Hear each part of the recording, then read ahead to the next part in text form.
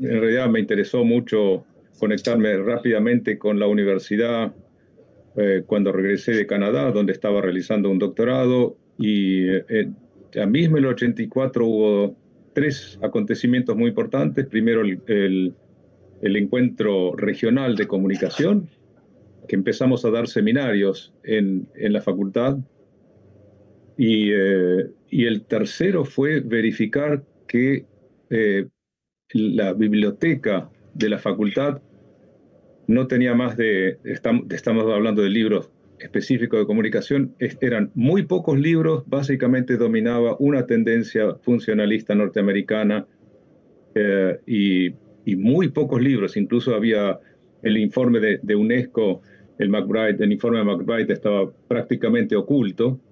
Eh, Así que me llamó la atención positivamente que ya desde la dirección, estamos hablando del 84, la época de Alfonsín, la democracia recuperada de una u otra manera, se recuperó la capacidad de dotar a la biblioteca de libros, y bueno, ahora es otra circunstancia totalmente diferente.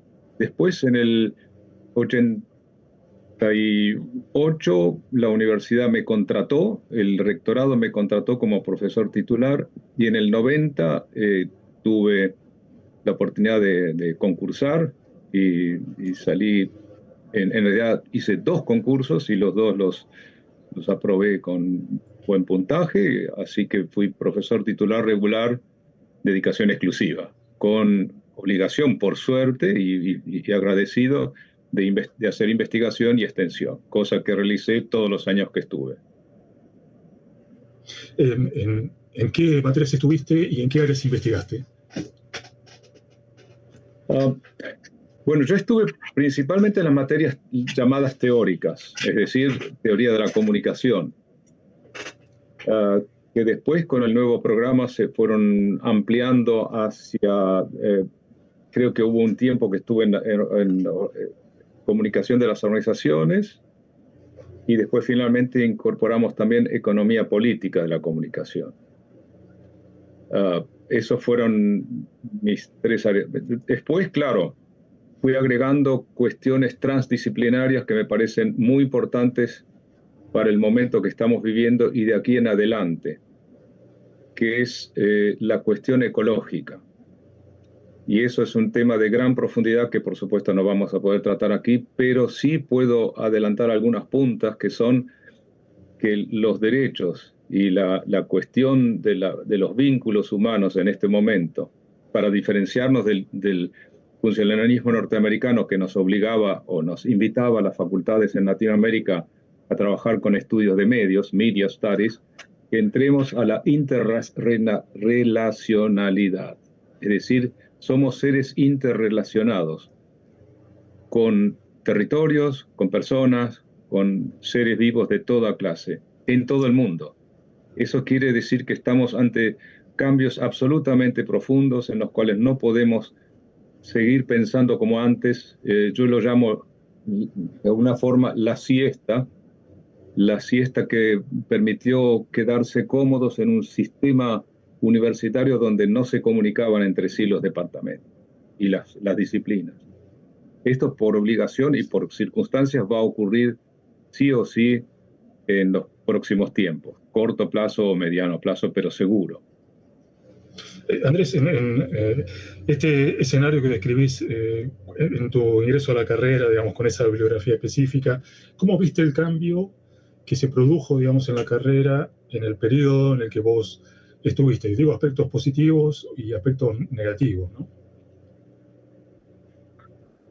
Bueno, yo lo mencioné, creo que el problema principal fue quedarse en las disciplinas, o cada uno, estamos hablando de toda la universidad, y cuando digo toda, vamos a decir por ahora toda Argentina, pero fue lo mismo en Colombia, en Brasil, en México, en Uruguay, o sea, en todas partes había como una especie de quedarse centrados en una disciplina y no comunicarse horizontalmente.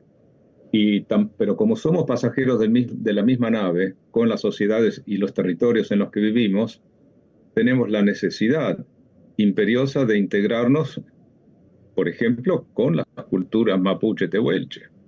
En la universidad, te vas a la Universidad de Australia, y en el escudo de la Universidad de Australia dice: esta universidad está construida en un territorio que no fue cedido. Entonces, lo mismo está pasando en Canadá, donde en muchos casos los acuerdos son, pero entre otras cosas, porque las culturas llamadas oprimidas o que se cayeron, tienen mucho más cosas que decir sobre el futuro y las posibilidades del ser humano que las llamadas civilizaciones desarrolladas. Pero mucho más. Es decir, no hace falta cambiar de régimen para darse cuenta que estamos más integrados al mundo efectivo, concreto, la naturaleza, que a través de una integración de saberes y de experiencias que nos lleven al entendimiento y a la interrelacionalidad. Es un término que en realidad en este momento lo tomo prestado de un libro que acabo de terminar de leer, de Judith Butler, El poder de la no violencia, que recomiendo porque más allá de sus otros escritos donde se concentran otros temas, ella habla sobre todo lo inevitable de conectarse de otra manera y digamos, porque la justificación de la violencia aparece por todas partes, aún la de la autodefensa. Es complejo, no lo quiero resumir. Pero básicamente, si no nos relacionamos con los territorios en los que vivimos, concretamente, y relacionando todo tipo de conocimiento y experiencia, vamos a tender a prestarle atención a todo aquello que tengo ahí en el fondo, que son los libros. Eso es de antes también. Y si no son los libros, son las nuevas redes, que es otra forma, son los nuevos espejitos de colores. Porque gran parte, o sea, por supuesto que tienen cosas buenas, pero gran parte de las nuevas tecnologías conllevan también una situación de pérdida de múltiples formas de soberanía. Esto uno lo puede ver porque las nuevas estructuras satelitales no respetan, y esto ya es sabido desde hace más de 20 años, no respetan fronteras. Andrés, la última, en la Universidad Pública Argentina está viviendo una situación particular. ¿Por qué crees que es importante la educación pública? Bueno, la experiencia lo indica en todos los países, o sea, vamos a ir concretamente a casos concretos. Japón y los países escandinavos se desarrollaron porque pasaron del feudalismo a una época moderna con educación pública, gratuita y de calidad. Si la educación pública no resulta, probemos con la ignorancia. Pero el problema concreto es que el acceso a la universidad y a la educación pública de calidad, gratuita, es absolutamente vital para un país que se considere tal. Ahora, si abandonamos la idea de país y nos entregamos como colonia, eso es otra cosa, pero yo no creo que eso sea el futuro que querramos y que necesitemos. Y además, el problema es que también los colonizadores están en una profunda crisis, no saben qué hacer y por eso salen con la ultraderecha. Esa es la razón, no saben qué hacer con la crisis ambiental, no saben para qué lado, cómo hacer para esconder las consecuencias que han sabido acumular en los últimos 200, 300 años de la modernidad, digamos, aceleradísima, sin tener en cuenta que, por ejemplo, para ser sustentable, Europa tiene que reducir 85% de su uso energético. Eso es volver al caballo. No lo van a hacer, ¿sabes por qué? Porque si vos tomás a un niño que le dijiste, lo educaste con PlayStation y se lo querés sacar después de haberlo jodido 5 años, no se lo vas a poder sacar. Y lo mismo pasa con los europeos y los norteamericanos y también muchas capitales latinoamericanas y en otras partes. Están tan acostumbrados que quieren seguir con esto y quieren seguir acumulando materia prima. Entonces vienen a Jacobás y a otras partes a meter en grandes mineras y seguir sacando petróleo, que son 8 millones de barriles por día. Todo eso, quemar todo eso es inviable, eso lo sabemos, y fueron digamos, empresas las que hicieron el primer el primer gran libro sobre los límites al crecimiento en el 72, el Club de Roma. Así que ellos advirtieron ya, estamos hablando muchos años atrás, ¿sí?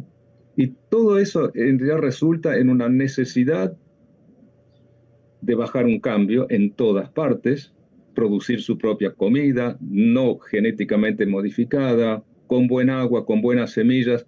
¿Por qué ofreció el gobierno radical el 65% de la superficie cultivable de Río Negro a una corporación china? O si hubiera sido Monsanto es lo mismo, no importa, o un pool de siembras argentinas, no, es lo mismo.